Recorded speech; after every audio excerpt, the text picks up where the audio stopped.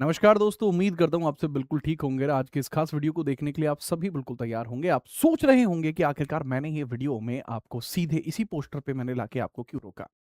वास्तविकता ये है कि कुछ एक चीज़ें आती हैं और लोगों के द्वारा उसको अलग प्रकार से दिखाया जाता है। हमेशा से मैंने आपसे कहा है कि जो बात सच होगी वो आपको सबसे पहले यहीं दिखाई देगी और कुछ बातें होती हैं जो आपके समक्ष लेके आई जाती है। कारण आप भी जानते हैं, कारण हम भी जानते हैं, परंतु बात ये है कि मैं छात्रों के हक में हमेशा से रहा हूँ। तो 2 मिनट में क्लैरिटी में आपको बता देता हूँ कि पॉइंटर्स क्या-क्या हैं। पहला पॉइंटर ये है कि आपको एक आरटीआई देखने को मिलती है जिसका सत्यापन मैं नहीं करता कि आरटीआई सही है या गलत है, फेक भी हो सकती है। सिंपल सी बात ये है, क्योंकि मैं इसका सत्यापन नहीं करता। ये एक इसी प्रकार से व्हाट्सएप यूनिवर्सिटी से आई हुई है। हो सकता है ये सत्य हो, हालाँकि देखने से अगर मैं बात करूँ, ओवरव्यू से अगर मैं बात करूँ तो सही है। ये आपको रेलवे रिक्रूटमेंट अजमेर के अंदर एक बच्चे के द्वारा दाखिल की गई आपकी आरटीआई है। RTI right to information act of 2005 है। इसको मैंने यूट्यूब पे पढ़ा रखा है, आप देख सकते हैं आरटीआई क्या होती है। 13/12/2025 में इसके द्वारा आरटीआई फिल की जाती है, जिसके अंदर इसने डिमांड करी थी, इसने पूछा था कि जिन बच्चों को शामिल नहीं किया गया है, जो बॉर्डर बॉर्डर लाइन पे थे, मेरिट लिस्ट की बॉर्डर लाइन पे थे, अगर बाद में कुछ लोग अगर जॉब को छोड़ते हैं, क्या उनको मौका मिलेगा? ठीक है? रेलवे के द्वारा ये चीज़ पहले की जाती थी। कुछ एग्ज़ाम्स में उसने मना किया था, लेकिन जिस एग्ज़ाम के लिए ये जो डाली गई थी, उस एग्ज़ाम में ऑलरेडी वो चीज़ थी। तो पहली बात तो ये समझिए कि सच्चाई ये है कि भैया इसकी ये जो आरटीआई का जवाब था, वो बहुत ज़्यादा ऑब्वियस था क्योंकि ये चीज़ ऑलरेडी यहाँ पर है। है क्या मैं आपको बता दूँ? रेट ऑफ एक्शन आपको देखने को मिलता है 9/1/2026।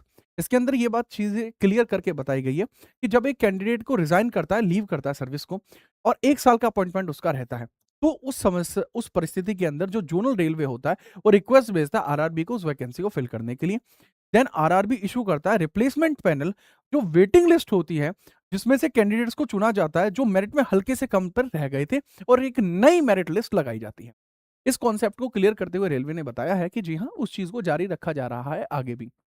तो अगर ये चीज़ जारी रखी जा रही है, तो स्पष्ट तौर पे ये समझ लीजिए कि ये जो वैकेंसीज़ अब आपको आने वाले समय में देखने को मिलने वाली हैं, जो वैकेंसी आपको देखने को मिलने वाली हैं, कौन-कौन सी हैं?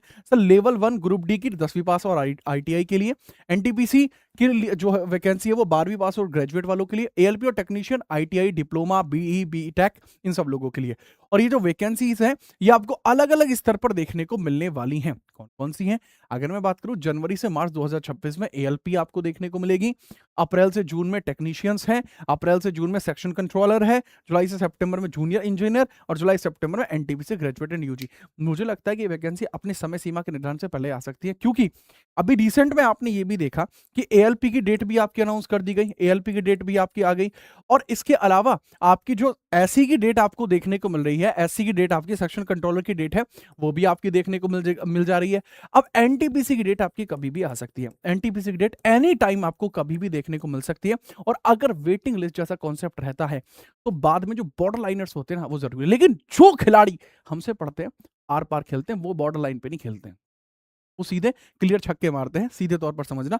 अगर मैं स्पष्ट तौर पर आपको समझाऊँ, जैसे अपने चैनल पे सबसे पहला वीडियो जो मैंने डाला था, इस पे वो डाला ही रेलवे का था। जो अगर ओल्डेस्ट वीडियो में आप जाएँगे तो शुरुआती तौर पर पाएँगे मैंने रेलवे के लिए ही इन चीज़ों को स्टार्ट किया था। वीडियोज़ में भी आएँगे तो सबसे जो ओल्डेस्ट वीडियो है हमारा, वो आरपीएफ के लिए था। उसके जस्ट कुछ समय के बाद ही इसमें एनटीपीसी के लिए भी वीडियो डाल दिया गया था, साथ के साथ, ठीक है? तो सीधे तौर पर बात ये है कि आप लोगों के लिए जितनी चीज़ें बेहतर हो सकती थी, वो की जाएँगी और साथ ही साथ मैं आपको बता चुका हूँ कि 1000 रेलवे के क्वेश्चन्स हमारे रेडी हैं, जो एनटीपीसी को टारगेट करेंगे, जो आपके कहते ही अपलोड कर दिए जाएँगे। 2 दिनों के अंतर्गत इसको अपलोड कर दिया जाएगा, आपके अपने चैनल जीत राणा जीएस पर। ठीक है? सिंपल सी बात ये हुई। इसके अलावा रेलवे के लिए अगर आप चाहते हैं चीज़ों को बहुत बेहतर करना, तो आपके लिए ऑलरेडी प्लेलिस्ट आपको देखने को मिल जा रही है, रेलवे को लेकर, करंट अफेयर्स को लेकर ज़रूरी है। अंडर ग्रेजुएट के लिए प्लेलिस्ट ऑलरेडी पड़ी हुई है, ग्रेजुएट के लिए प्लेलिस्ट ऑलरेडी आपकी पड़ी हुई है। ये रही आपकी ग्रेजुएट की लास्ट टाइम की 51 क्लासेस आपके लिए थी, पर्याप्त थी। इसमें आपका एनालिसिस भी शामिल है। सेम चीज़ आपको अंडर ग्रेजुएट में भी देखने को मिली थी और वो भी विद अपडेट।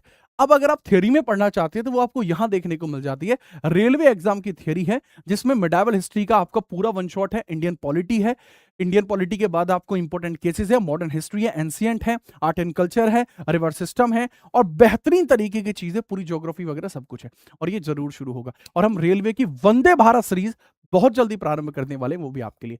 अपडेट था इसलिए बता दिया। टेलीग्राम को जॉइन कर लेना ताकि इस प्रकार की बातें इससे पहले कि फेक न्यूज़ में आके आप बह जाएँ भावनाओं में, उससे पहले आपको सही जानकारी हम दे पाएँ, टेलीग्राम को ज़रूर जॉइन कर लेना और सच्चाई के साथ जुड़िए, क्योंकि सच्चाई की चमक आपको अलग दिखाई देगी और वो चीज़ आपको भविष्य में भी काम आएगी।